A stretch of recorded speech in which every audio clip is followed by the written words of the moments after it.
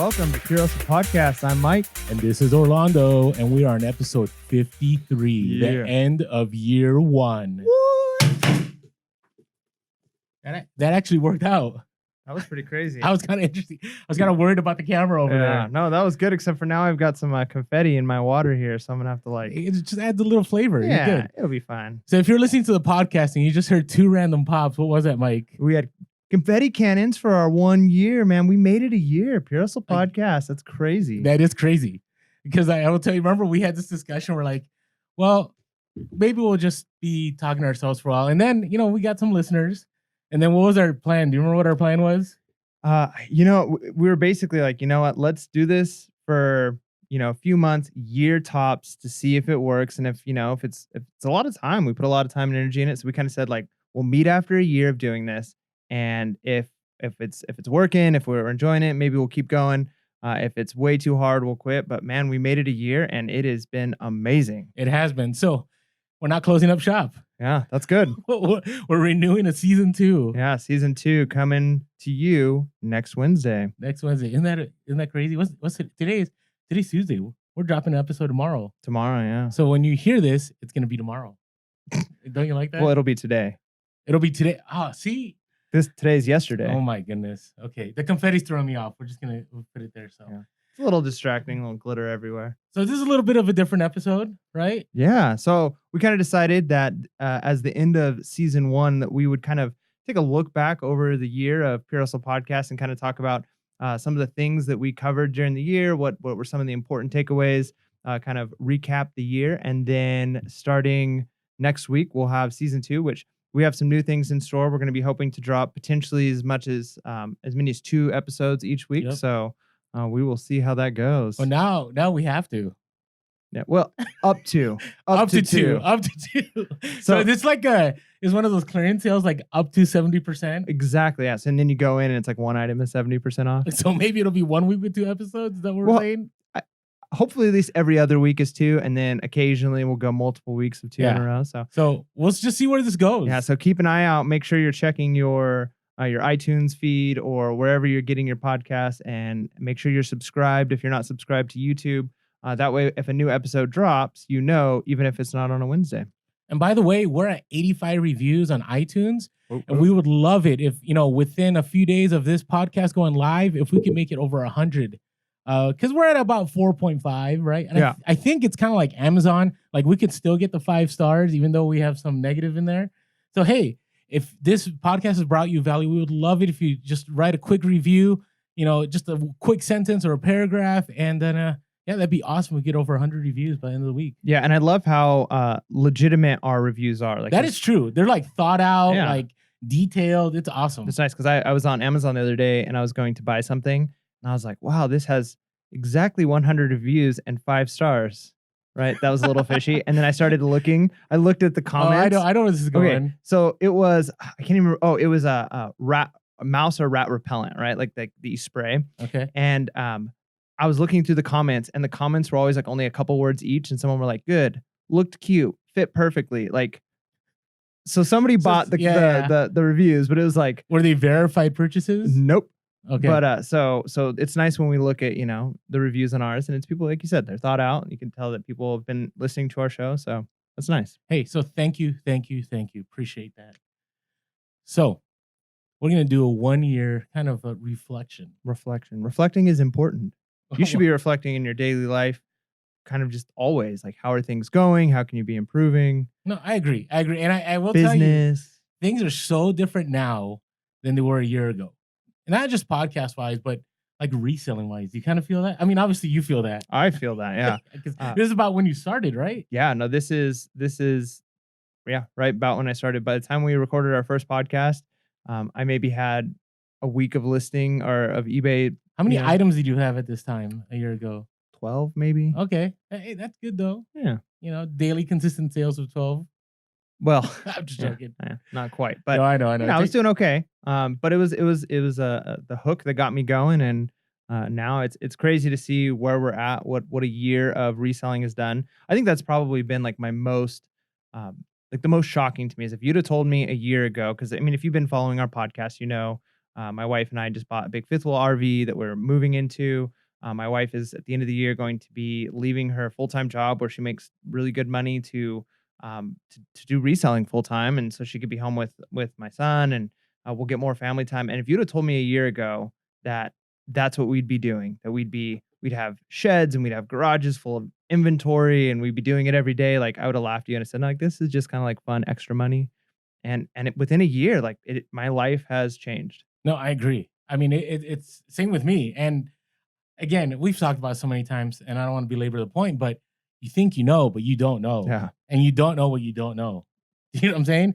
And so a year in, I'm looking now and going, all right, I definitely run things a lot different than I did a year ago. And when I jumped to full time, I thought I had it all together. Like I Right. thought I knew what I was doing. So in this episode, what we want to touch on is the old. Like, so what are some of those old things that we still stick to, right? Those things that still work, that tried and true, that, you know what, since episode 1, 2, 3, 4, 5 through 10, whatever, there's still the things that we believe in.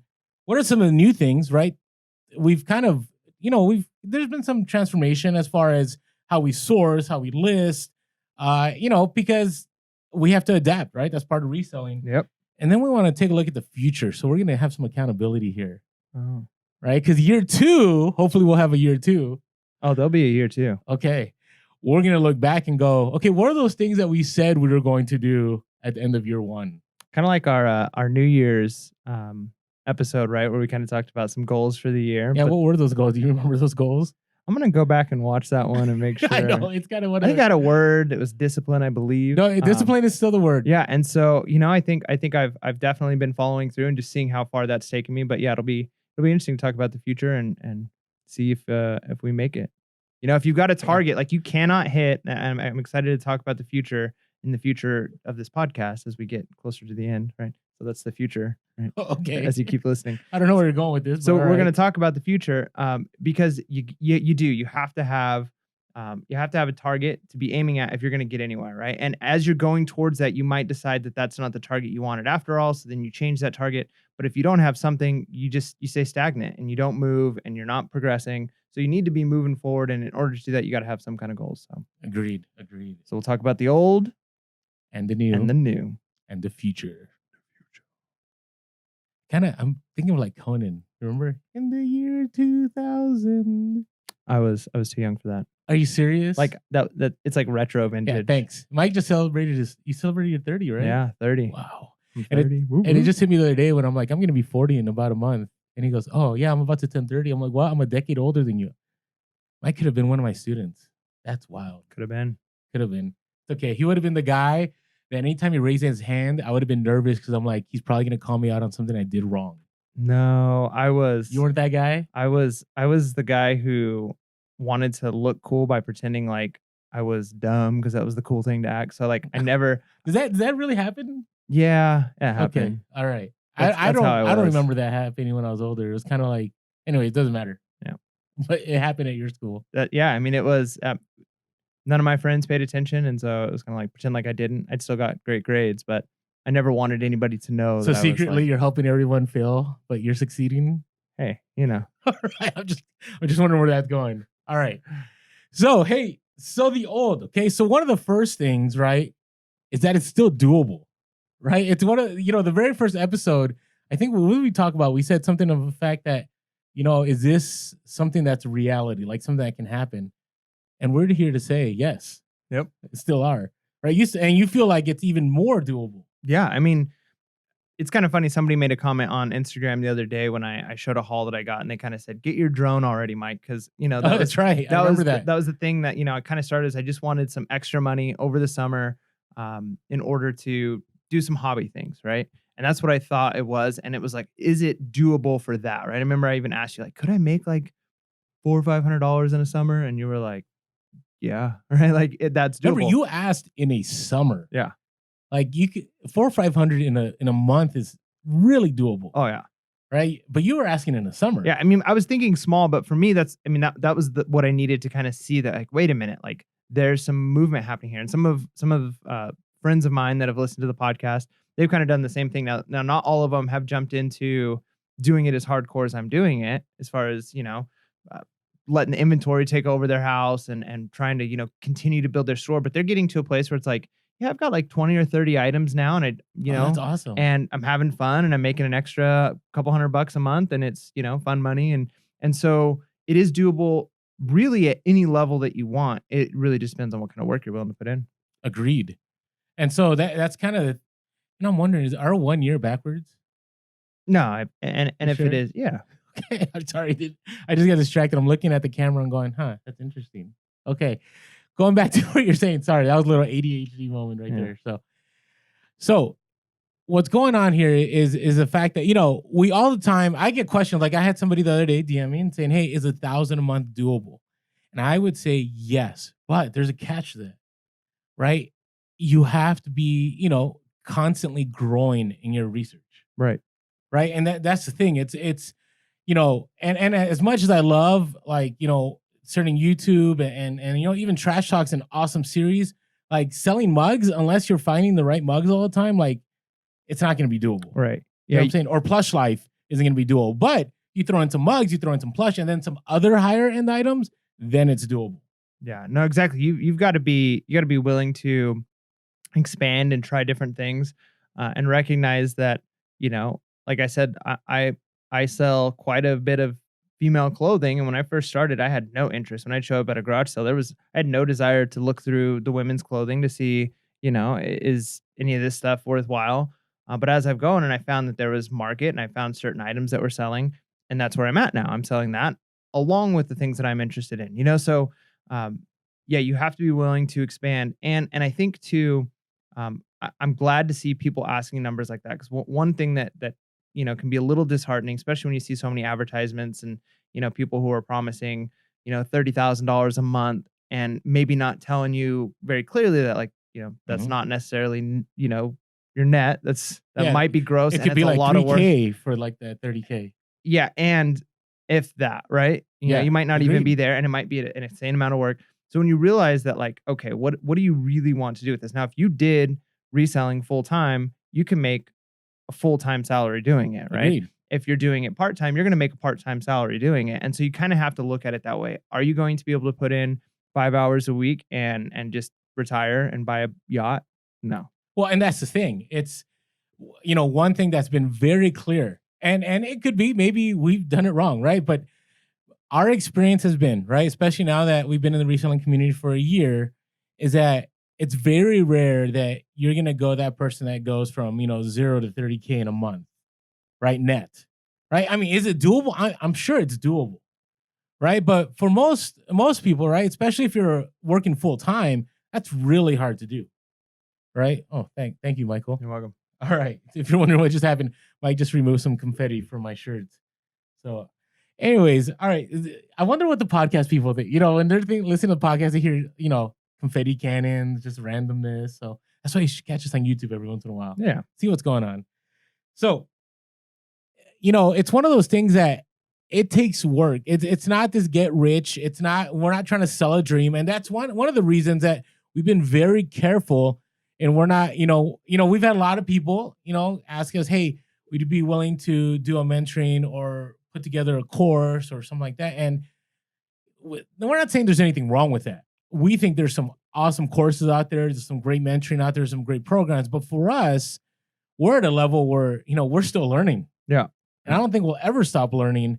And we want to be here for you guys to kind of encourage you guys, provide you tips, be that, background sound when you need it, when you're listening, when you're shipping, when you're, outsourcing, or just be that constant, I don't know, I would say just motivation needed to go, you know what, this is doable. This is happening. We've seen Mike and Orlando do it for a year, and Mike's done it part-time. Orlando's done it full-time, and they're continuing to do it. And they're not trying to sell us on anything that we're going to get rich.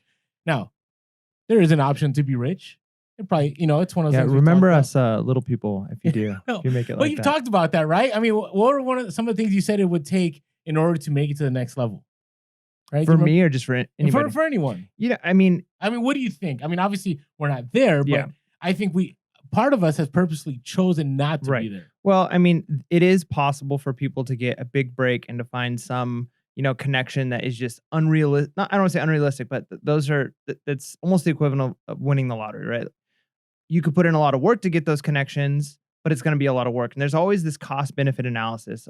It's you're giving up something in order to gain something, and so um, there comes a point where in order for me to scale further beyond, like, let's say I'm living comfortably doing this to, man, I am extremely wealthy doing this, you give up more time with family. You give up more time for your own hobbies and interests. And for some people, that's fine, right? And I'm not saying that like everybody's like fine with giving up time with family, but they might still have time with family. But to them, the reselling, that is their hobby. They don't hike on the side or do this or have these other things they do. To them, that they get energized by the work. If you're not that person, if when you go to work, and even if it's reselling, if it's like, I'm doing this, it's making money for me, but I still need to unwind and throw my feet up and watch some TV and relax at the end of the day and go out on a camping trip every once in a while and get away from it, then, don't kill yourself to make the money, because what's the point of having money if you're miserable? Well, and that's the thing. It's I mean, it's happiness, right? You're trying to achieve a certain level, and I don't know if it's happiness, but it's, I would say, a place of satisfaction or contentment, Right. right? Because in the end, like for me, right, I'm very patient. Well, I think I'm very patient. Sometimes I'm not very patient, but for me, it's I rather take a little bit longer to get to my goal and enjoy life as I'm moving along than just I don't know. I can't do the I'm gonna work as crazy as possible for like 5 years. Now, I do know that this year and this upcoming year, I will work harder than I've ever worked before. I know that. I think I thought when I first started going full time that I'd be able to just treat this like a normal 40-hour work week. And very quickly, I would say after the end of Q4, I realized that that was not going to be a reality. Now, is that specifically in order to get to the next level, the next standard of living, or like compared to the standard of living you were used to when you were full time? Could you do a 40-hour work week and be there? I don't know if it's the same answer for everyone. Right. I know for me, what ended up happening was I thought I would have those 40 hours. So that's one of the first kind of like Mm. myths that came out, right? So I thought, I drive with my kids at school, I'd have the whole day, Right. but I don't have the whole day, right? Because when, let's say 40 hours. So you're talking about 8 hour day, right? So you're saying, hey, let's start at 8 in the morning and end at 4. Well, I'll give you a quick example. I drive with my kids at 8:30 or 9. I pick them up at 3. It's already an hour and a half I'm losing, right? Right. Do the math. That's already, 5, 6 hours, right? And then on top of that, you add other life situations, right? Because now, you got to take care of other things throughout the day. Some things may take longer. And so now that you have that little extra buffer, right? Things may take longer. I'm not saying I did it right, but what I recognized was that those 40 hours weren't always available to me. The other thing I recognized was that I needed more than 40 hours. And what I mean by that is in order for it to be sustainable, I had to put in 50-hour weeks sometimes, 60-hour weeks. And that's especially during Q4 and especially now during whatever we call it, the summer slowdown, right? Because I don't know, summer slowdown hitting you yet? It hasn't been too bad. I was gone for a whole week, and I wasn't able to be as active as I liked on whether it was sourcing or listing. It was kind of an unexpected having to leave town. So, um, summer slowdown, we came back, I think, to 14 packages over a week. So, I mean, we're getting sales every day. Okay. There's been a couple of days where we haven't gotten a sale, and it's actually been nice because we're so busy with the RV, right? That we're I like, get it. come home. You and it's are like, busy. oh, there's nothing to pack, right? But I know if we were listing more, I think the summer slowdown would be manageable. It's been good so far. Yeah, and that's the thing. So I've put in a ton more work, right? And the reason being is I want it to be sustainable, right? So I don't want to be at a place where I'm living paycheck to paycheck because if I was going to go back to paycheck, I might as well go get a job, right? I mean, I want to be able to have more time. And so it changed a little bit. I would say, some weeks I spent a lot more time and some weeks I didn't. I've been able to travel a lot more. I've probably done 3 or 4 trips. And now that I'm working full time, and some of them were paycations and some of them were vacations Where when I was working full time, I never took a trip, right? But I had to put in the work, but I got to choose when I put in those hours. But I will say, this is part of the things I was going to talk about the future later on, is that I think I'm going to go hard another year because I have bigger goals, and I definitely want to get to a place where I'm not putting in 60 to hour work weeks. Yeah. And I can't, I'm not saying I'm putting in that much time, but it's one of those things we've talked about, that reselling is a lifestyle. It is. Yeah. No, for sure. And I mean, it's as much of a lifestyle as, like I talked about earlier, that you want it to be. It doesn't have to consume your life, but then you have to realize it's not going to sustain your life, right? If you're not allowing it to take up a big portion of your life. So, you got to find what's comfortable for you. If it wasn't for my wife planning on staying home, if it wasn't for us trying to, do that, I think I don't know. I probably would be happy with 500 items in my store and kind of just keeping it about that. I think I'd be making significant amount of extra income each month, but like you said, you've got to decide like what is your end goal? And I realized like, okay, well, I need to step up a little bit in order to Mhm. get to where I want to be. And that's the other thing. When you're part time and you're thinking full time, I don't know. I think there's a disconnect. Like for me, I was making decent amount of money. I had over 1,000 items. I was part time. You know, making a few K a month wasn't, a big deal, but I wasn't paying any bills with it. You know what I'm saying? Right. I wasn't, recognizing that I needed to raise more capital. I wasn't worrying about, hey, I need to have a helper. Like none of those things were part of my reality. So when I went to full time, all those things came into reality. And so I needed to work more to make those things still happen and keep things sustainable. Right. All right. Another old thing. Research still pays. No matter, right? You've been doing this for a year. Now, would you say you don't take out your phone as much? Oh yeah, no, absolutely. I think even when I very first started reselling, not only was it my phone out a lot when I'm out and about, but it was getting up in the morning and I'm gonna go to a thrift store and I would spend an hour on the computer just looking up what kind of stuff sells on eBay that you can find at thrift stores, just because I had no idea even what to look for, right? And then Mhm, I would get to a thrift store and I was like, oh wait, I remember like something about a certain type of tie.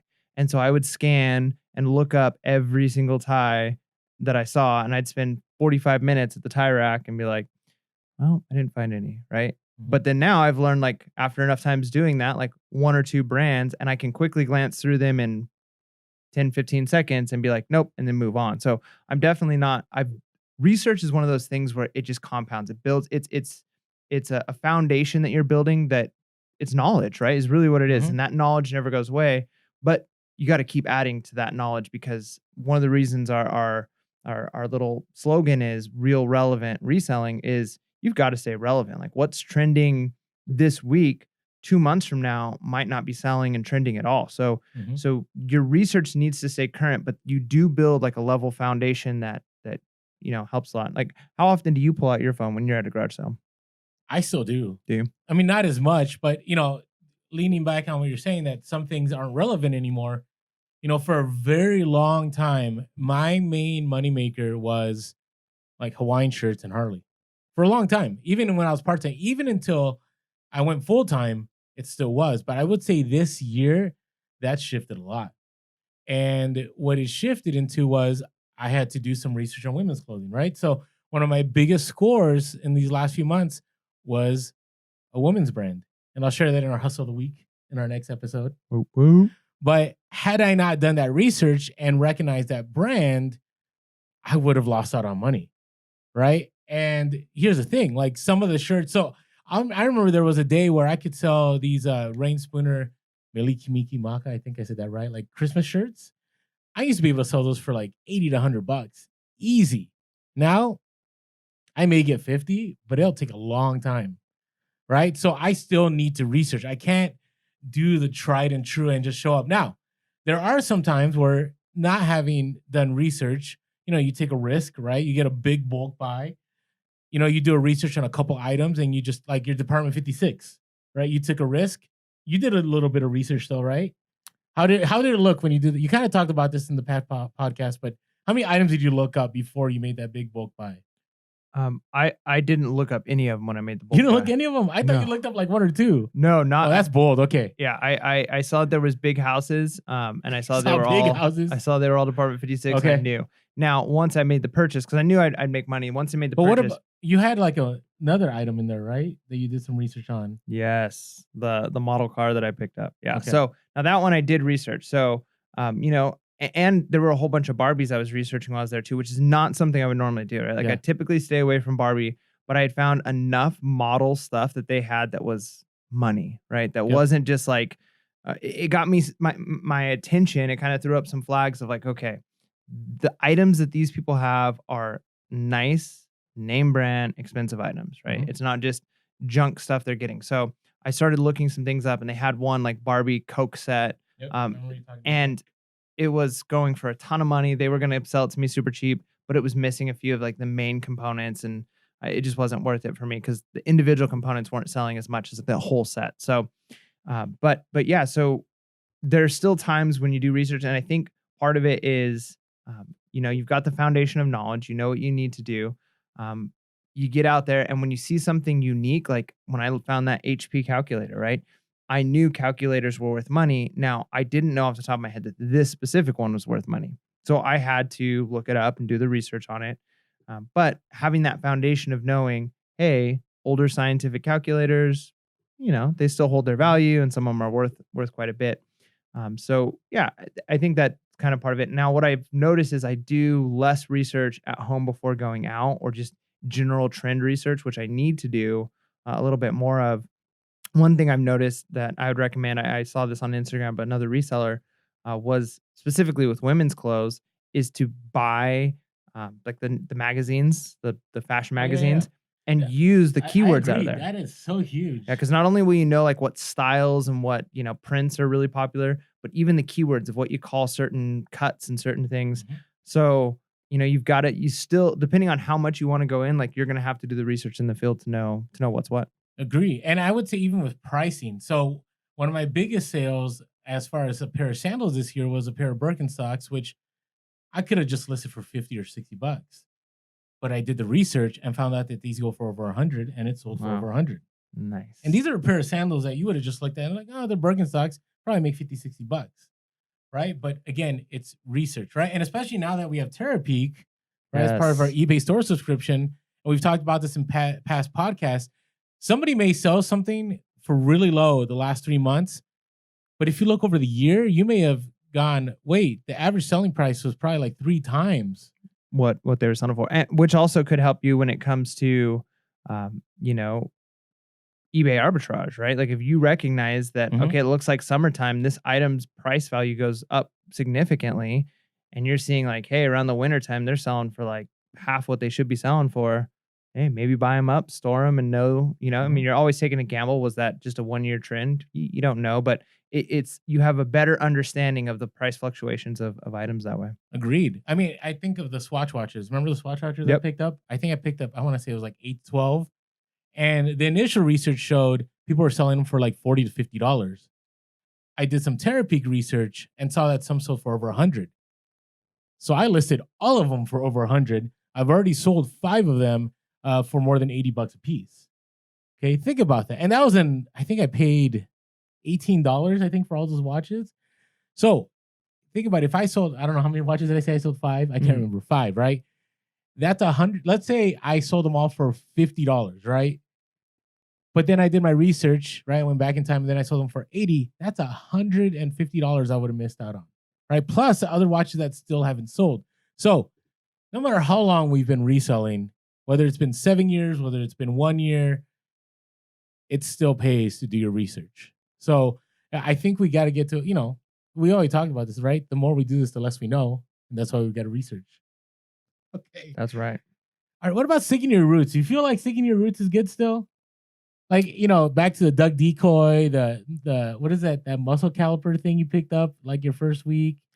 Yeah, I think what I took away from that was just going in a little naive, right? When Okay. you Yeah, we talked about so that. there, and I think there's certain items like you said that change. They don't stay relevant forever as far as like your Hawaiian shirts and Harley, but I think you still know you could stick to your roots in that. And when you see those brands at the right price, you can that still is your bread and butter. And Yep. I think there's something to be said for finding your bread and butter items. What are the easiest things to find in your area, right? If you are in a city with a major NFL team, like we have had a major NFL team here in San Diego. Hopefully one day again. Yeah, maybe. So there, like everywhere you turn, there's Charger stuff. So most of it is not worth money, but if you know what is worth money, there's so much of it that it's easy to kind of find. And Mhm. so yeah, I think sticking to your roots is good when you have stuff that you can make your bread and butter items, which frees up time and capital to look for the really interesting, unique stuff, later on. Yeah, I agree. And I want to take it a step further. So when I went full time, I had talked about how Amazon was like kind of my main source of income, but my initial roots, right, was eBay and garage sales. And I'm back to my roots. I'm still gonna Does do that feel Amazon. good? It does feel good because I love it. I enjoy it. And don't get me wrong, those of you that follow us on Instagram, like when I was doing Q4, remember those days? I think I went at least 45 days without a day off. Like every day I was at a Target, I was at a Walmart, I was at a Ross, I was at a Marshalls, shipping stuff out to Amazon every day. And I loved it. It was fun. But I honestly believe that I could have done a lot more had I continued doing garage sales and eBay at that point in time. On top of or instead of, Don't know yet.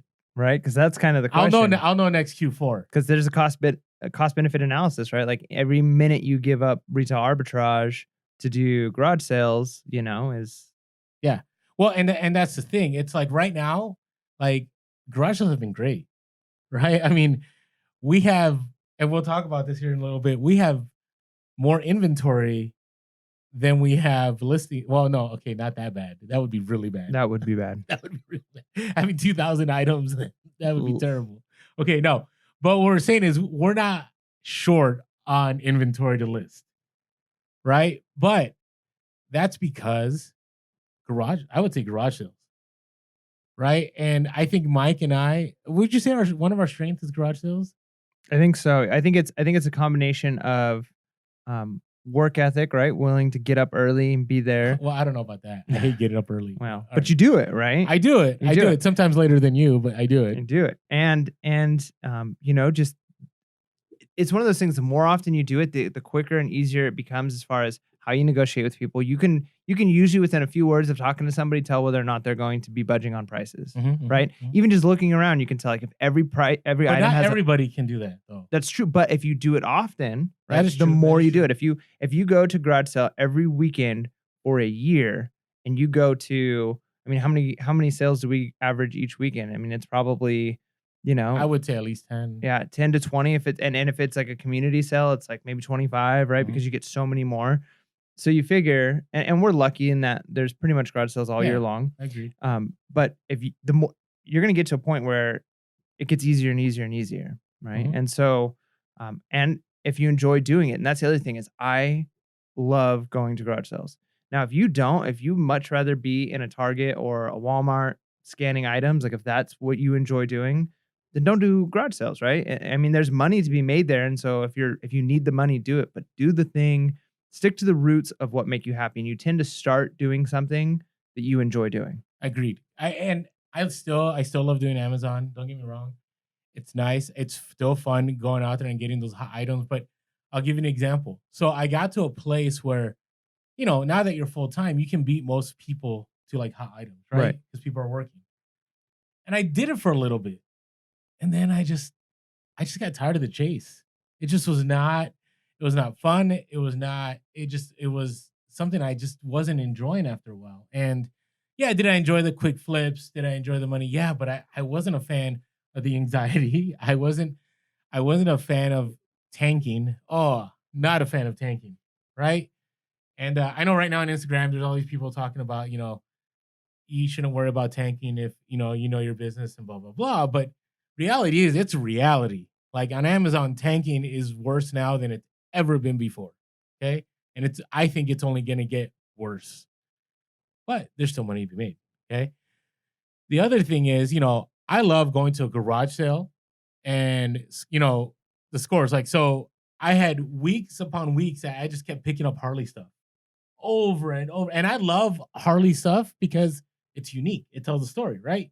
Where'd you get this shirt? Or why do you have this collectible? Or, and why is this important? And so they also, the leather jackets are awesome. Like, it's exciting, right? Department 56, I think it's just unique stuff. I'm not like, oh, Department 56, can't wait. I'm not like that about it, but I think it's cool. Like, you come across some pieces that are like baseball pieces that are pretty cool and so on. Or you end up picking, you get a huge, I love vintage 90s clothing, right? So when I'm able to score some old school starter satin jackets, or I'm more likely to list those faster than, right now, I have stuff I still need to send them to Amazon that I just don't want to deal with. Right. I got some DVD players. I got some apparel. Like, I just don't want to deal with it. And again, not that I'm opposed to Amazon. I'm just going to say it. I think there's a misconception that retail arbitrage isn't as much work as eBay. I think it's a misconception. Or maybe I'm doing it wrong. Maybe my processes are off, but I just feel like it's work. It's. I don't think it's any less work than me going to a garage sale. Oh man, we're getting controversial. Okay, I could be wrong, but I could be right. Where I think 4 hours at a garage sale, I get enough items to make 1,000 to 2,000 net, or I go 4 hours retail arbitrage. I pick enough items to make 1,000 to 2,000 net. Right? I still got to pack all those items. I still got to ship all those items. The only difference is I don't have to take pictures. But if pictures don't bother you as much and listing, or you got a helper, it may be the same amount of work. I don't know. What do you think? And I think one nice thing about retail arbitrage is it's more flexible, right? I can go in the middle of the week, Wednesday night. I can head to stores and pick up some items. You can do that at thrift stores. Maybe. I mean, but more often, like garage sales, which is where the fire ROI is, right? Like that's where we love it. You're looking at like a 2-hour window once a week if the weather's right.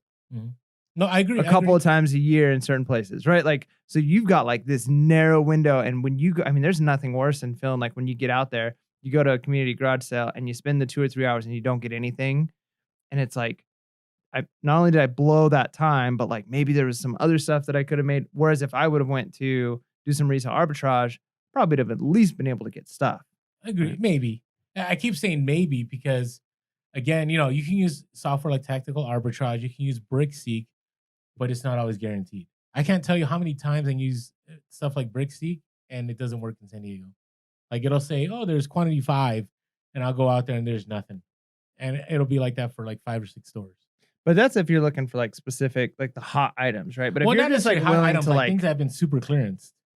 Right. But if you're willing to like just not even look at clearance, but just scan. Oh, I agree. Like the old school way. Yeah. Yeah. If it just seems like more, I mean, it's more tedious, I feel like, not as exciting, but I feel like it's that risk reward payoff where you don't have much risk walking into a Target and scanning every item for 8 hours and figuring out where your profit is versus, going out to garage sales where you could make a ton of money or you might not make anything. Whereas if you go into Target, you're probably going to make something. But it's funny. We talk about retail arbitrage, but one of my roots was books for Amazon FBA. And so you have left that. I left it completely. So there's a part of me right now that's going, maybe I need to go back to books. Because there was a time I was making a decent amount of money selling books. And see, like I started to try books and I got the scanner and everything. And I didn't put the time in it. So it might be time for me to give it a shot too. We could start together. There we go. Competition. We got some places to go. All right. We'll figure it out. So I don't know. I just say sticking to your roots, because I will tell you right now, I am definitely enjoying my reselling more. Now, again, I'll say Q4. I love Amazon Q4. I love hustling. I love getting out there. But right now it's a little different. Like if I want to go out there and do, like I'm going to do some retail arbitrage over the next couple of days, but I'm kind of like, I'd rather stay back and just list items, because I know if I sell this one item, I'm going to make $300. Right. Instead of me having to find 20 items to make those $300. You know what I'm saying? That's true. Yeah. I mean, and not having to deal with quantity, right? Like that's another part with retail arbitrage. Like you can, if you're lucky, and you're at thrift stores or garage sales, get 1 or 2 items that are going to make you the same amount of profit that 200 items are going to make you retail arbitrage. Agreed. You know, and so dealing with that much more inventory, whether it's even if it's only one item that you scan once, pack and send, like it's taking up space, it's a lot more work.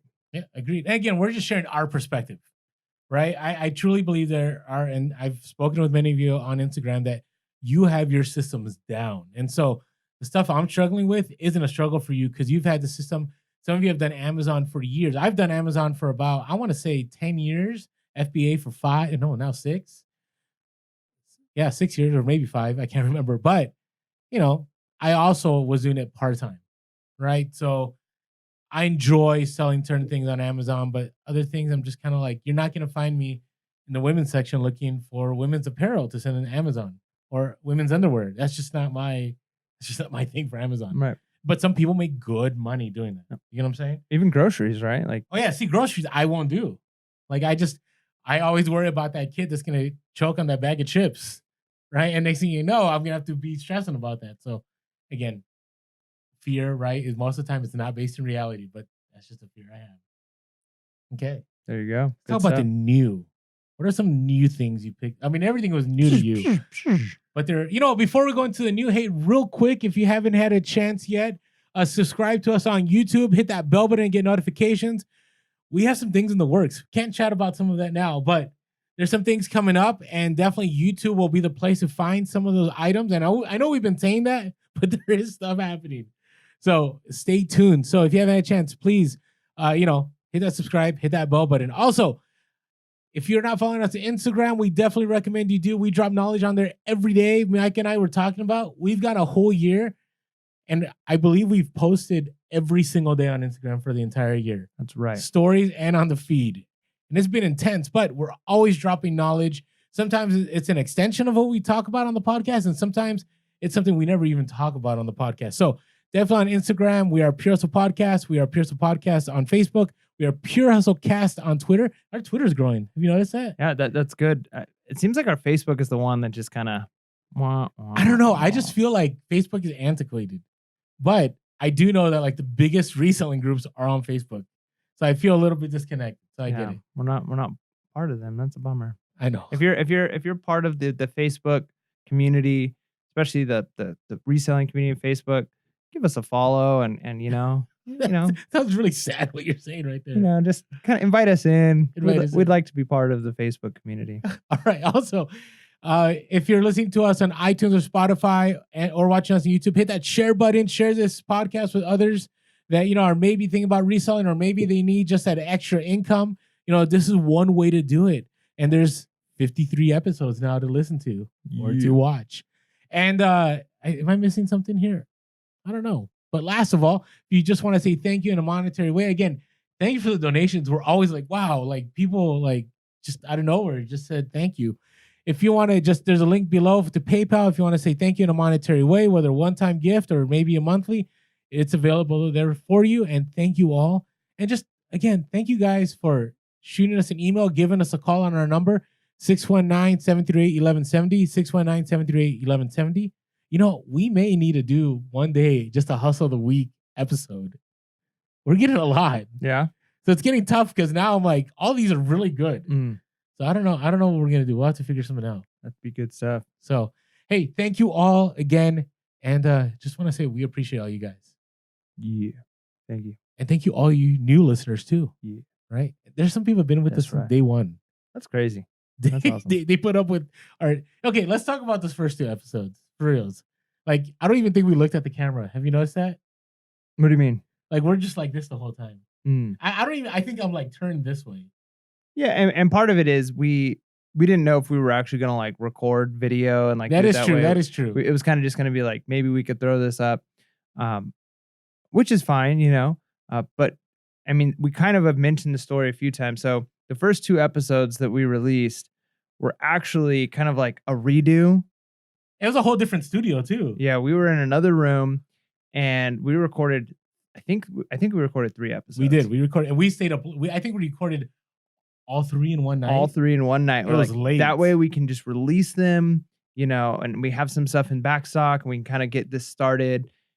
And I got home and I started playing the audio, and the way my system was set up and the way the line input was too powerful for the recorder, and all of our audio sounded like garbage. It was all clipped, it was all distorted. It'd be like listening to me talk, and I was like, right? It And was I was that like, bad. You didn't even tell me it was that bad. it was bad. That's pretty bad. It wasn't that bad, but it was Okay. bad. So I was like, Rolando, we need to redo this. And even the video, right? So there's lots of specs as far You've as seen like, some of them. They're a little blurry, but Mike is on point 99% of the time. I wanted to say thank you, Mike. Thank you for doing a great job with the tech on the audio and the video. Yeah, well, Amazing job. Trying to grow it a little bit and make it a little bit better. And but yeah, so the first three, man, we were like, well, we're redoing it, right? And so I think some of the awkwardness, because I feel like the original three that we recorded the very first time were, I mean, we were new to talking to each other about reselling like this and recording That is it. true. But I feel like it was very organic. It felt good. It wasn't super awkward.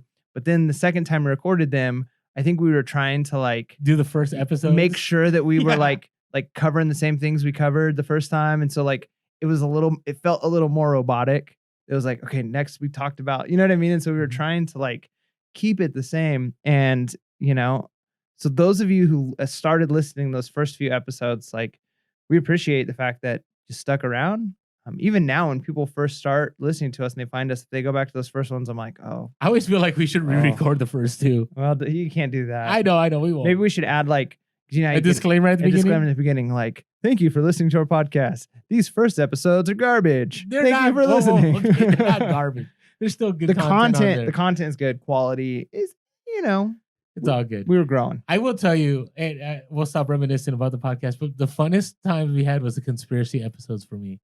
That was pretty fun. That was fun. That whole scene with you in the monk outfit. And if you haven't caught that, actually, it's in our highlights on Instagram. We have some video on there where we were playing some monk music or something in the back, and you were like worship. No, I don't want to say worship. You were paying homage to the CEO of eBay. That's pretty good. So you know, I mean, normally we don't do that on camera. We do that off camera, you know, to get those sales. But there you go. Get the algorithm. Get the algorithm going. I finally watched Ralph Breaks the Internet.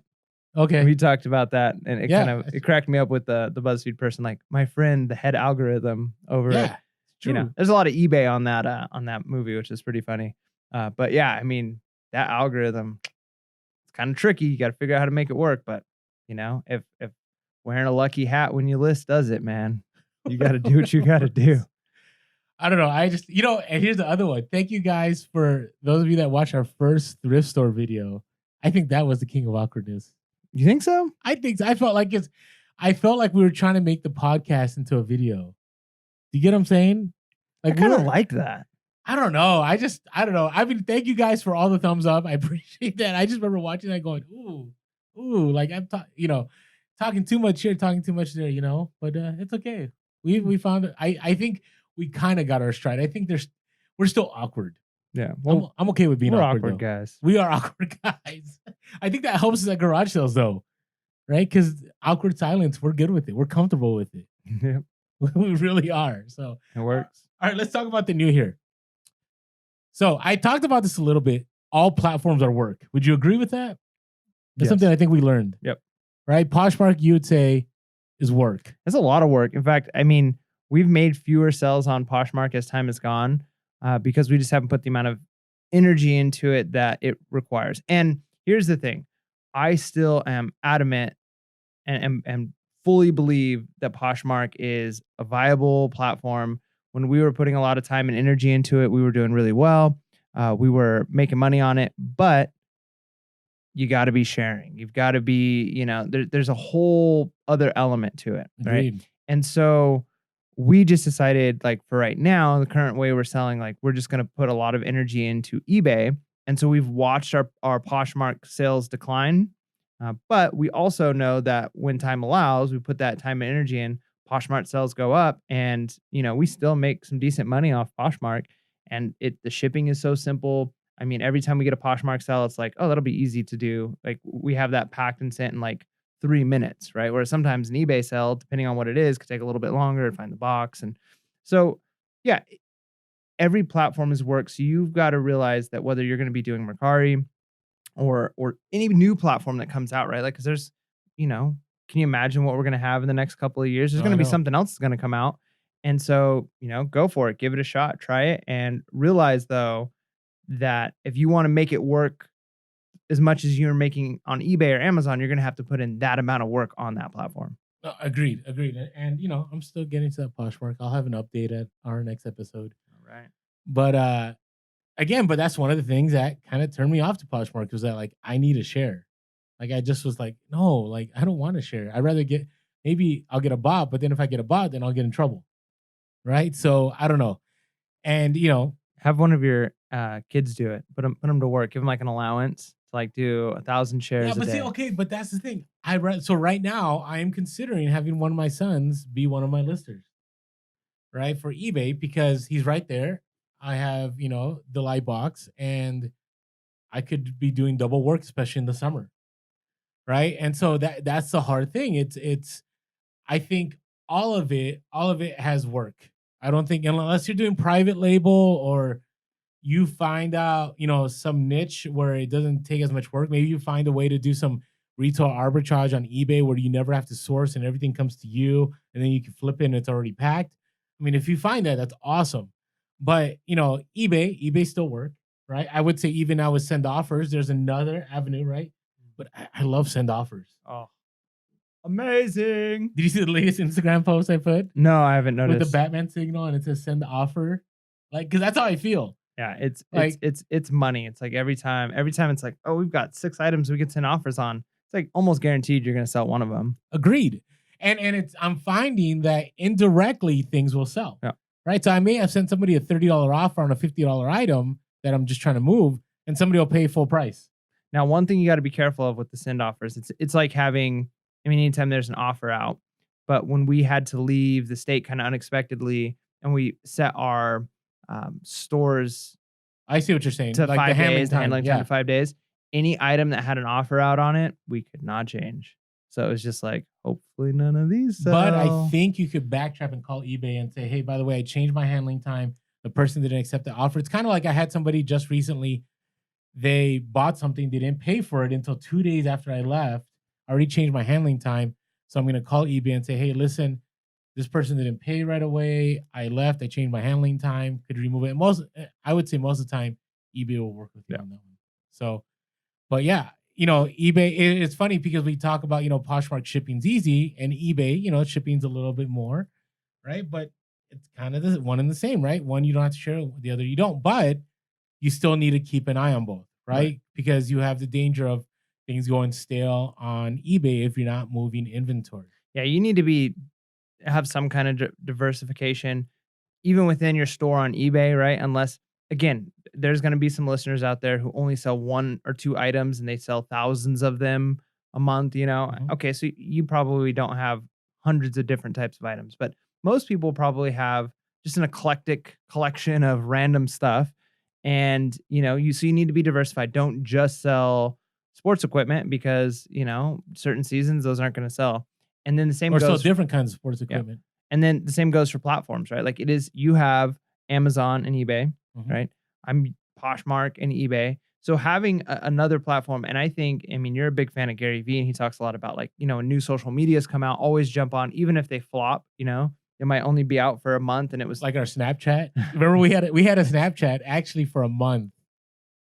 I don't did we posted maybe 2 things. yeah, it just wasn't, it didn't work for our applications, but you got to try it, right? Because you never Yeah. know what you're sleeping on, right? Like you might Agreed. have the opportunity of a lifetime with a new platform that comes out, and if it's free, give it a shot, right? Put 10 hours into it and say whether or not it was worth it. But because that, as we're talking about the new, like we've got to know, like there's been new platforms that have come out recently, and I think those platforms have changed, right? Like Poshmark has changed, Mhm. allowing eBay's home changed, goods, yeah. and so there's been changes within the platforms, but there's gonna be something else that comes out soon. And I remember when I first started seeing commercials for Mercari, and I didn't know what it was, right? Like Agreed. it was before I was a reseller, but I'm thinking like the next time I see a commercial for some new reselling thing, like I need to jump on it because you Yep. just never know. Because especially because in the beginning there could just be a spike of you know whatever target audience they're going after, And young even hipsters Mercari or whatever.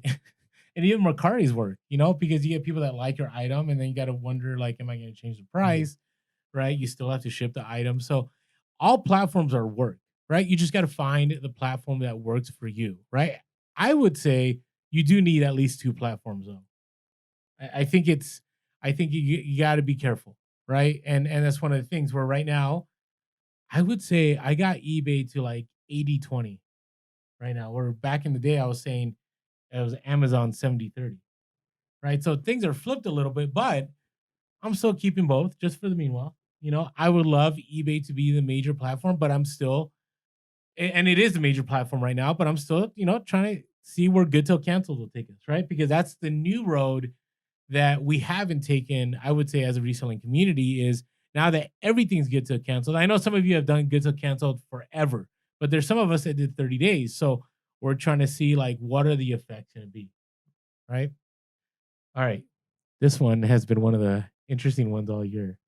The new thrift stores only go so far for us. Would you agree with that? Yeah. Now here's the crazy thing. So I went to like a podunk town in Florida last week, and I was there for a week. And so I figured for a couple of reasons, might as well do some sourcing. I didn't have a lot of room in my bag, but it's like, you Okay. could check to see, Yeah. like, if nothing else, I just always want to wanna know. know. Yeah, I want to Yeah. know what the prices are out here. And so I get to this thrift store, and they've got eBay listings or little cards next to a lot of items that say these sell for blah blah blah on eBay. Oh, it's terrible. It's In terrible. this hole in the wall thrift store in this podunk town. Oh, it wasn't even the store that shall not be named. No, it was Oh, just some. wow. And as soon as I walked in, I was like, this place is a gold mine. It's like, I say a little store, but it was kind of like a warehouse, right? But it was like a mom and pop. It wasn't like a big Yeah. chain. And yeah, it was not. I was just surprised. I was like, there was the only thrift store in the town. I was like, if I lived in this town, I could not make a living out of this thrift store. I couldn't, I picked up 4 or 5 items that fit in my suitcase. I would still make money going in there. It would just be small amounts only occasionally when they miss stuff, Agreed. And eventually I feel like if you're in a town like that and you're always picking up the things they're missing, eventually they're going to catch on to what they're missing, right? Mhm. But again, when we talk about the store that should not be named, I don't know how long that's going to last for them with these crazy prices. I don't know. I will tell you, they just keep upping it, right? Yep. And we'll talk about this in the next podcast. But one of the things now, they're selling on OfferUp, right? They have this relationship with OfferUp, and to me, it's like, okay, well, good. You get to deal with the flakes on OfferUp, right? Because OfferUp's awesome, but you still get flakes like you did with Craigslist. No. And I was using Terapeak the other day to like research some items that I was looking at selling, and you can kind of find who the top sellers are, and you can kind of back way into figuring out like who they are, because it kind of blocks out their name, but you can look at the listings and then actually pull and on a lot of the items I was looking at selling, and the person who's selling the most of them, the store that should not be named. Really? Yep. Wow. I'm like, wow, they sold 37 of these in the last month. Interesting. I did not know that. Doing that Terapeak research, right? Yeah. All right. So, and that's the thing. I would say this time last year, I was going to a store that shall not be named, the one, that nice one that I like by my place, probably 6 to 7 days a week. Some days I would go twice, and I would find good stuff. And then over time, the store that shall not be named began to jack up prices.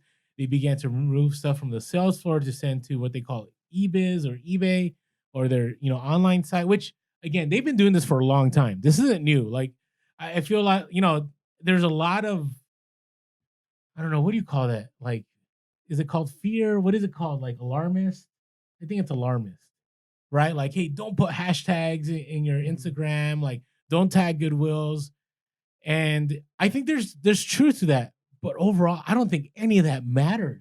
No, I mean, if they hire even one competent person, which I'm not saying that they don't, but like somebody that is fully engaged in e-commerce. Yeah, any of us resellers, if we were to go work for a company like that, you'd be able to quickly decide like the right prices and stuff. So it's not like I have some superpower that I can determine the prices of items that very few people can do. Like, it's not that difficult with the tools that we have. And so the idea that like, I think it'd be more work for them to be trying to research on social media. Follow Puros a podcast, see their scores. Like, to just why would they do that? Learn themselves like, hey, Birkenstock sandals sell for a little bit more. So whenever I see those, we're going to mark those up. Yeah, agreed, agreed. And even, I mean, think about how much YouTube they would have to watch. And then they would have to kind of discern between old videos and new videos and what's relevant and what's definitely worth picking up.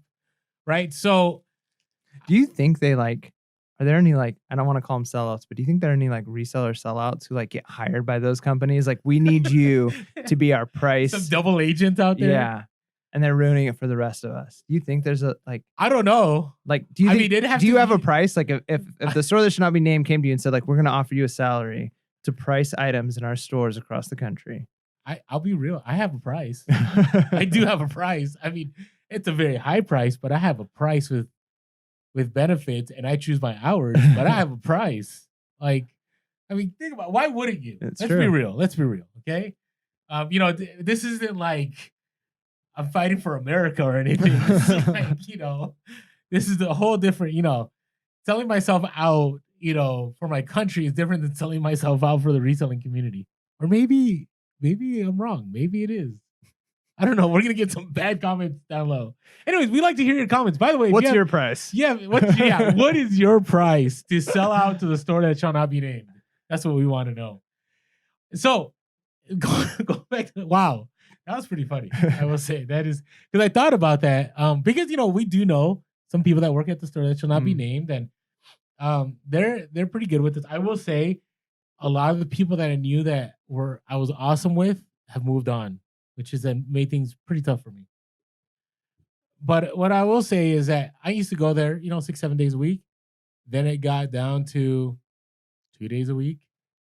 Now it's gone down to maybe once every 2 weeks.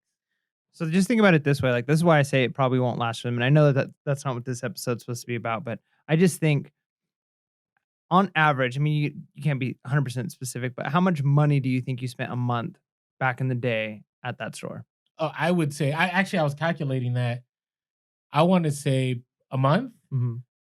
It's possible that at the least 1 to 2K, at the most 2 to 3K. Okay. So let's just say 2,000 to be, you know, in the middle there. So you got $2,000 a month. Now, how much do you think you spend there? Wow. Maybe 300 to 400 a month. Okay. Maybe. That's money they've lost. That inventory isn't moving. I highly doubt somebody else is going in there and buying at the highest price. Yeah, because I would buy the higher end stuff too. Right. So now they just lost a huge customer, and any of the other resellers who are coming in doing the same, dropping thousands of dollars a month at the store, and now they're hoping that other people are going to come in for themselves and spend that kind of money on. And it's helping that it's trendy now. Yeah. Right. You know, and they could charge higher prices because the economy is good. But yeah, you're right. It's not going to last. I don't know how much longer now. And there's going to be a flood of backstock. That's just what I'm waiting for. They're going to have so much stuff in backstock that hasn't been selling and going out onto the floor that they're going to like have to drop the prices. Bulk buys. And we're just going to see like hundreds of like good items just in the store on one day. I want to be there that day. Okay. All right. But okay. They're going to pull the lever. There's another price. Okay. There's another side to this. The other side is we have found other ways to source. Yep. Right. Garage sales right now have been, and I know it's funny because there's some people that I've heard some people say you can't make it reselling garage sales. I don't know. It's riskier. It's riskier, but it's riskier because it's not consistent. But I don't think it's any less consistent than a thrift store. Yeah, I think that you should kind of have it set up where you can make a living or make the amount you want to make doing it, but you have backups in case Agreed. It doesn't work. Well, and that's the other thing I wanted to say is that most of my major purchases in the last 6 months have been bulk buys from people I left my business card with. And I shared that with you guys, right? The Harley score, the Hawaiian shirt score, Department 56. I've had scores of like Cricut stuff. I've had scores of Bose audio equipment. Like all those scores have come from either a local sale where like I found something on OfferUp. I left my business card. I got a call later. I went to a garage sale. I left my business card. I got a call later. Like those have sustained my inventory more than I can even list with me and a helper. And at one time, I actually had 2 helpers, right? And so I would say one of the new things that I've learned is that I don't need to depend on thrift stores. Like I go every once in a while. I sometimes do it for the gram just because I want to show people like what's possible, what's still there. But sometimes, I'm just like, I don't need to go. Right. And we've have found other connections. Right. We have a good one right now that, obviously we can't share for all these reasons, but that we may have a consistent inventory supply of some really good items to list on eBay. Right. And a lot of that came through just putting ourselves out there, right, as resellers. So one of the new things I would say, you're not as scared anymore to say you're a reseller. Yeah. Were you scared initially? Yeah, I mean, I was initially, and I still strategically don't a lot of times because I Okay. think I can get better deals. If I don't lie, but if people think that I'm buying something for myself, Like if you're buying like 80 pieces of a I'll bow I'll system give you. just because you have a big family. Yeah, okay, that's maybe not the right instance, but, like, just to All give you an right. example, like, there was, a baby monitor, like, that specifically goes on baby's diaper while they're sleeping, and if while they're breathing, it goes up and down, and it Really? goes off, it starts this really loud beeping if it doesn't move, Okay. right? So, the idea is if your baby stops breathing in the middle of the night, alarm goes off. So, we bought this when my son was young, because he had spent some time in the NICU, and we were just new parent, a little nervous, like, okay, like I'll sleep better knowing that I'm gonna know if something goes wrong. Yeah. And so after we were done using it for a few months, we're like, we don't need this thing anymore. It sold for a decent amount of money on eBay. Okay. I was at a garage sale a few weeks later and I saw one. Okay. And so I was like, oh, how much for this? And the lady was like, oh, and she gave me a price. And I was like, yeah. And I said how old my son was. And she's like, yeah, we don't use it anymore. And I never said I was buying it for my son, but I think the idea of like, okay, this is going to a good home or this is going, people I feel like are a little bit more willing to negotiate. Whereas like, how much is this? I'm going to go take it and sell it. Right. Like, yeah. I Now, if get it's it. big items, now it's But different. but the big bulk buys, Yes. right? Definitely share you're a reseller, right? And that's helped you out a lot. Yeah. Right. And so, okay, I get it. So maybe on the onesie twosies, you Yeah. don't want to go like, hey, but I still will. I'll still go like, there's not enough meat on the bones for me to buy this. And people usually work with me. Mm. But I don't know. Let's throw a rating out there. Would you say 9 out of 10 times it works in your favor to say you're a reseller? Are you willing to say that? Um, yeah, probably. I think so. Like, would you say your biggest purchases this year came from saying you're a reseller?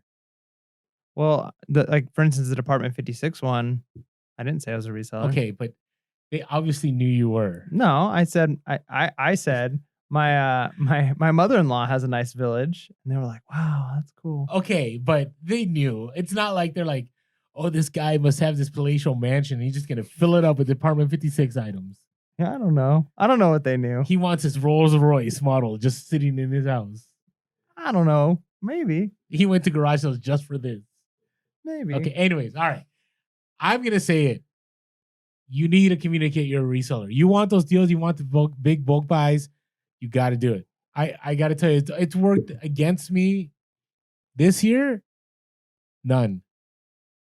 Maybe in the past, but I gotta tell you, the big scores come that way.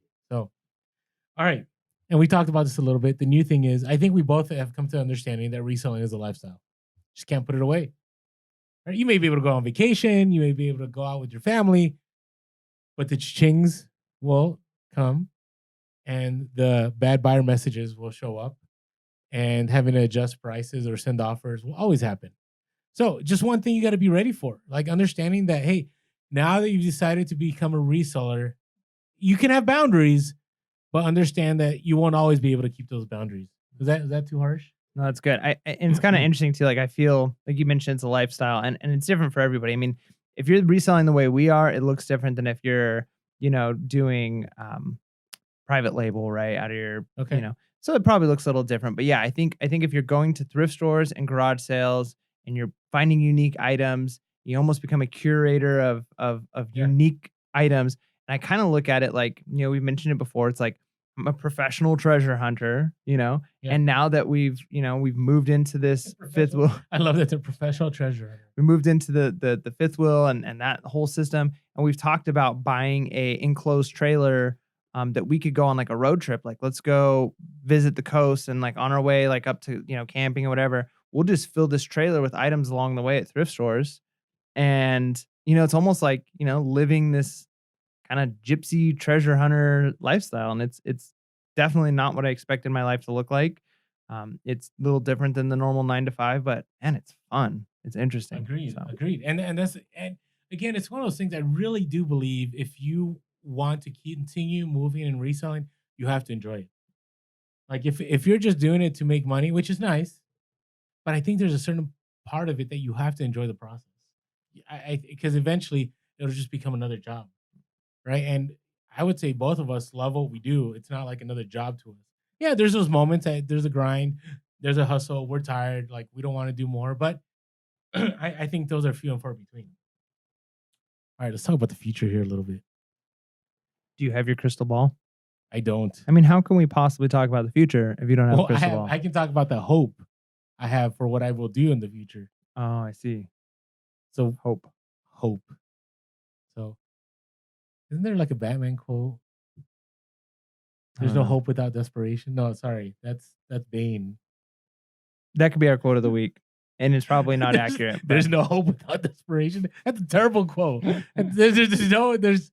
I don't think there's anything redeeming about that quote. well, but the idea is that desperation has to have negative connotation. Like you can have desperation for like good things. Like you desperately are seeking for fulfillment, and you're desperate to be the best husband you can be, and you're Or you got to be desperate up to. against the wall and you have no options and you have to do this. Yeah, I mean that's probably more accurate to what that quote is saying. But I Uh, think there's validity to that. Like I'm at a place now where like, hey, I'm a year out. Okay, so right now I'm in that tricky phase. So let's say I wanted to get back into education, which it's still I still ponder it. Right, I've had people. I've actually had offers to get back, and I'm not ready to. I love what I'm doing right now, full time. But you know, the resume will look tricky. Like, what did you do for 2 years? Now, it's a little different time now because if I say, "Hey, I ran an Amazon or an eBay business," I think most people would go like, "Oh, you just weren't unemployed." you're an importer exporter. Art Vandelay from Seinfeld. Okay, but I will tell you, like, I'm at this place where, like, yeah, this is what I'm doing. Like, and I don't know how long I'll do this. There's a part of me that wants to do this for a long time. There's a part of me that wants to do this podcast for an even longer time. Like I love helping people. Love, just being out there and letting people know that this is doable. Like I'm part of me is like we're living the dream here a little bit, right? But here's the thing that I need to do in order for things to get better. I need to build better systems. You get what I'm saying with better Yep. systems? Do you find that you've built some kind of a system? Yeah, I mean, our systems are constantly evolving. Um, as far as how we take pictures, how we store inventory, how we monitor where that inventory is stored. And right now we're in the process of a big move. So all of our eBay items, all of our inventory is going to be moving. So I think in the process of that move, we're going to try and revamp the system again to try and make it more efficient, because what's efficient and works with 20 items is a little different than works with 100 items, is a little different than works with 500. You know what I mean? Mhm, So mhm. as you grow, you've got to realize that your system has to be capable of growing with you. To give you an example, we first started doing shoes.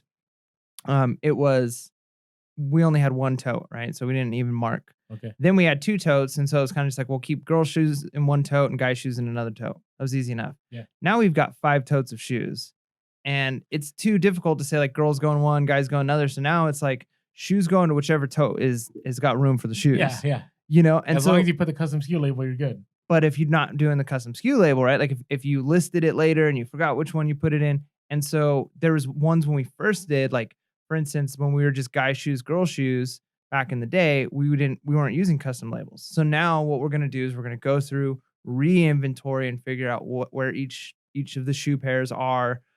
Because half of them might have custom SKUs, but then when one sells that doesn't, you're like, oh, it's probably in one of those first few totes, right? Because Mhm, that was mhm. before, Oh, but it's I'm the not worst. sure. I know. I still deal with that every once in a while, like randomly. Yeah. So I think, the system, you got to, now I'm thinking of scaling, right? Like how many items in the store are we looking at? How much space am I going to need? And I want to build in room for that growth of like, okay, if I'm at 5 shoe totes now, I'm probably going to be at 10 this time next year. And so I want to have a system in place where I've already got the room, I've already got it ready, and that my system can handle that much. And it's not just like guys and girls, you know. So I think that's part of it too. What about you? Have you changed your system So recently? one of the best things that happened early on in the podcast was I actually set up an inventory system. Huge game changer. Organizing my inventory using this custom SKU label. Oh, the hours of my life that I gained back. But now my problem is I have a sourcing, and this is for both Amazon and eBay. It's sourcing to listing to shipping. Like I find that right now I'm still it's kind of a hobby still, right? So I'll go to garage sales and I'll pick up, whatever I pick up, and they may sit in my car for a few days because I don't want to deal with it, right? So I don't have like a consistent person I can drop things off to, or I don't have a consistent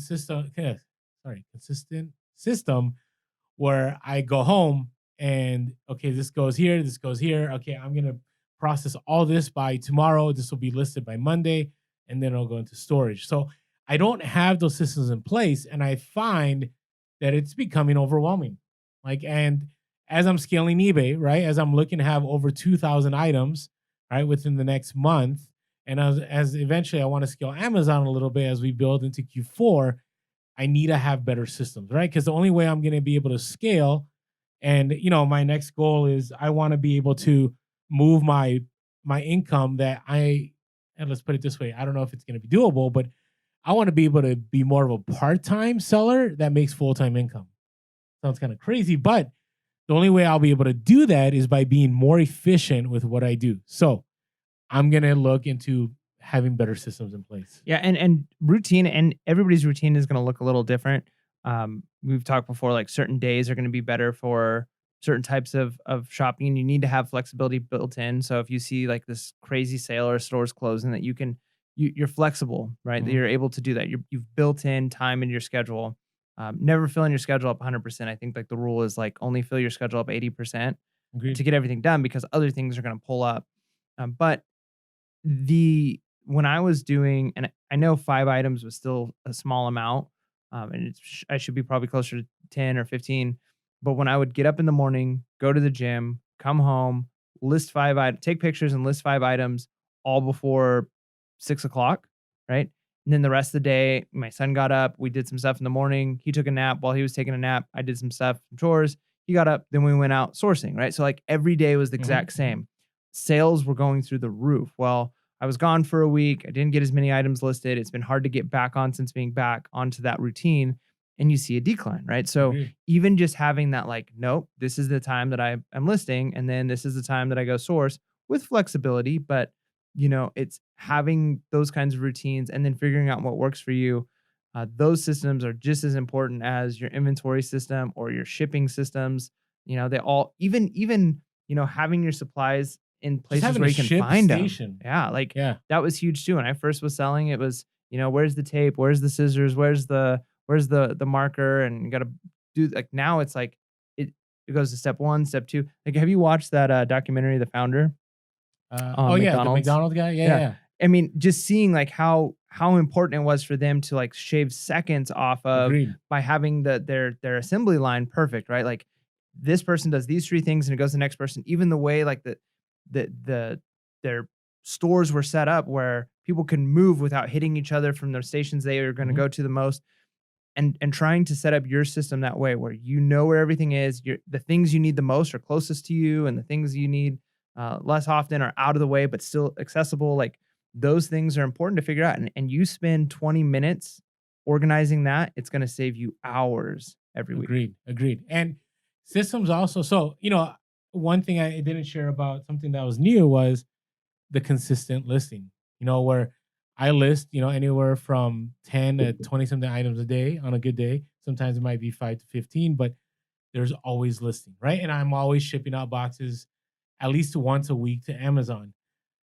The other part of that is, sourcing, consistent sourcing, right? And that was kind of an issue for you a few months ago, where now, I may have a resource where I can go once a month that even if I'm not able to get a lot, this place may be consistent where I know that I will always have items to source. I know what kind of items I'll be picking up, and I'll be able to list those items and I'll make money on them. So just some things to think about, right? Systems. All right, for me, and I kind of talked about this. Do you have something else you're looking forward to in the future? You already have your fifth wheel. You got a lot happening. I mean, we've talked about a lot of it. Yeah, no, it really is crazy to think of what this time next year is going to look like. Um, I can barely even fathom it, right? Like it's so different. So and even still, like I'm not expecting or wanting reselling, even though we're going to be doing it more full time. I don't want it to be another job for my wife to do where she doesn't get to have as much time with the Mhm. family, right? So we're trying to figure out the way to make it right where we're getting the income that we need to sustain our lifestyle without having to kill ourselves working Mhm. doing this thing. Mhm. But so it's hard to just even imagine how much freedom we're going to have with that. But at the same time, I do think that we're going to be able to do more with eBay feeling less exhausted, right? Like, Yep. because as it is now, like I come home from work, by the time I pick my son up from the babysitter, get home, it's already 6 o'clock. We have dinner, we get him put to bed. It's late. I've got to wake up at 4 o'clock in the morning. The last thing I want to do is potentially go out and sourcing or taking pictures and listing Mhm. items. And when it's like, oh, 3 things sold, I got to go out to the garage and do that. It's sometimes it's miserable. But when I'm not gonna be when I have more time and freedom and she has that freedom, I think we're gonna be able to get more done and enjoy it more. Agreed. And that's kind of what I wanted to talk about was for the future for me is I'm gonna hit it hard for another year. I'm gonna grind like no other, and I'm gonna keep moving because my hope is, yeah, could I right now coast? I probably could, right? I thought I could last year and I couldn't, but I think now I can. And what I mean coast is, not put in huge amount of time and still get decent results. But I want to get to a place where I'm gonna go hard for another year and then already have systems in place and have more employees, possibly, and scale to a place where, maybe I'm only sourcing, right? Or maybe I'm only worrying about sourcing and shipping or whatever it is, just find a way where I can get more time out of my day that is spent with my family, right? Which right now I do have a decent amount of time, but I would love to have more. And the other part is, I know this sounds kind of interesting, but I want to have more time in the community. Not just what I mean the reselling community, but in the community, right? Whether I know this is gonna sound weird, but picking up a softball league or or helping out at the church or whatever it is, finding the because right now it's just like hustle, hustle, Work, hustle, work. hustle, hustle, hustle, which I'm good with. I love it. And I think it's gonna be hard to kind of wind that down, but I want to give more, right? As much as I love to fill my bank account more, I also want to give more, right? Because ROI isn't just about money, right? ROI, there's a huge ROI in serving others and serving your community. So I know this is kind of sounding very altruistic, but that's something I like to do after this year. So it's going to take a lot of work. Good stuff. So, all right, you got any other future things you want to share here? Um, I don't know. I mean, do we want to talk about what we potentially might be doing with the podcast? All right. Well, I don't know. We already talked about the up to 2 episodes. Yeah. So, but hey, here's our hope. Our hope is that hey, as our listeners keep hopefully going up, right? And we're gonna be able to add another episode, right? And hopefully have 2 a week. I feel like we're making ourselves and we want Hey, to you be said you wanted accountability. we want accountability. We also have some things in the works where we want to go live on a few sessions here, have more engagement with you guys. So that's kind of the future of Pure Hustle Podcast, Yeah, buddy. right? So we'll see where that road goes. It's going to take us about a month to get to those places, but we're going to get there. So, hey, hopefully you found this informative. Hopefully this reflection caused you to reflect on some things, right? And think about like, hey, what are some of the old things I need to hold on to? What are some new things I learned over the past year? And what are some things I need to implement in the future? So, with all that being said, make sure to be real, Be relevant. and be reselling. Peace. Happy 1 year. 1 year?